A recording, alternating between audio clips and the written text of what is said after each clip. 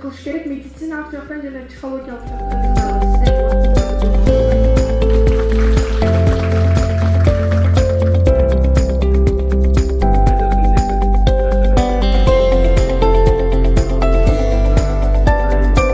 Жыныстық қатынас арқылы жұққан ауруларға себеп болып жатады. Мысалы үшін мен айта тұрған болсам, қорықпайды айтылған, бізде 80% жастарда жыныстық қатынас бойынша мағлұмат нөл да, тәрбие жоқ. Ошонун айынан ушул көйгөйлөр чыгып атат. Эгерде мына ушундай темаларга дагы көйгөйлөргө дагы бир олуттуу көңүл бөлүп туруп талапты койсоңуздар, 10-11 класстын программасына ушул половое воспитание келсе жакшы болмок.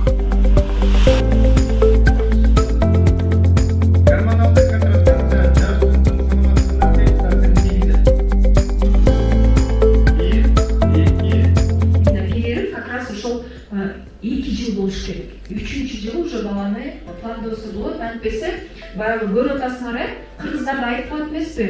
Оқы деге түрелер тиші түшіп қалыптыр, чачы түшіп қалыптыр, чачы еметіп кетіптір баладан. Бұл неден болады, тұрбатты студенттер? Бұл аял кишинин организми толық өз қалыбына келерек.